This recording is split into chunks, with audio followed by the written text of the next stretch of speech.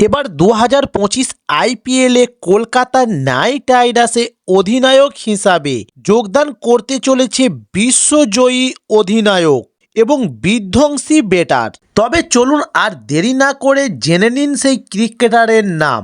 তার জন্য সম্পূর্ণ ভিডিওটা দেখার অনুরোধ রইল। চলুন শুরু করি।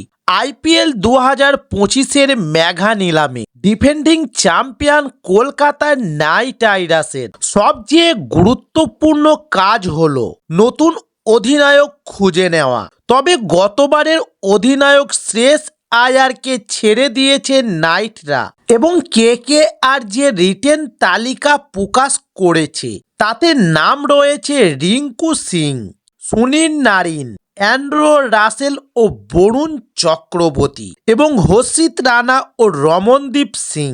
তবে ইতিমধ্যেই নতুন অধিনায়কের খোঁজে রয়েছে কলকাতা নাইট রাইডার্সের টিম ম্যানেজমেন্ট। তবে কেকেআর এর যেই সকল প্লেয়ারদের শর্ট লিস্ট করেছে তাতে আগামী অধিনায়ক হিসাবে সেই তালিকায় এবার নাম রয়েছে এক বিশ্বজয়ী অধিনায়কের। তবে আইপিএলের ইতিহাসে অন্যতম বিধ্বংসী ব্যাটারও তিনি। তবে কেএল রাহুল ও ঋষভ পান্তের তাদের দল রিলিজ করেছে, ফলে এই দুই তারকাকে নেওয়ার অপশন থাকলেও ফের বিদেশি অধিনায়কের পথে হাঁটতে পারে এবার কলকাতা নাইট রাইডার, আর তিনি হলেন জস বাটলার। তবে রাজস্থান রয়্যালস এবার জস বাটলারকে রিটেন করেনি, ফলে নিলাম টেবিলে বাটলারের জন্য ঝাঁপাবে একাধিক দল। তবে রাজস্থান ধরে রাখার চেষ্টা করবে ঠিকই, তবে এবার সেই লড়াইয়ে বাটলারের জন্য ঝাঁপাবে কলকাতা নাইট রাইডার্স।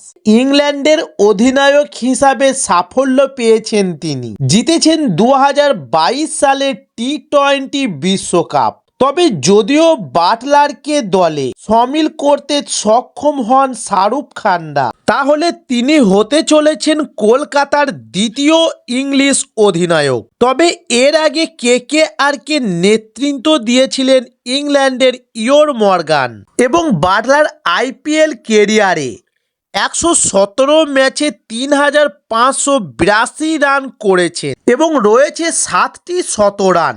এবং ২০২২ আইপিএলে বাটলার কমলা ট্রফিও জিতেছিলেন এবং টি-20 স্পেশালিস্ট ব্যাটসম্যান হিসাবে পরিচিত বাঁহাতি উইকেট রক্ষক ব্যাটার জস বাটলার। তাই এবার নিলামে পরিসংখ্যার দিকে তাকিয়ে তাকে নেওয়ার জন্য নিলামে ঝাঁপাবে কলকাতা নাইট রাইডার্স। তবে নিলামে কলকাতা নাইট রাইডার্স আরও যে সকল ক্রিকেটারদের নিতে চলেছে তাদের নাম জানতে হলে আমাদের চ্যানেলে নতুন হলে চ্যানেলটি সাবস্ক্রাইব করে সঙ্গে থাকুন।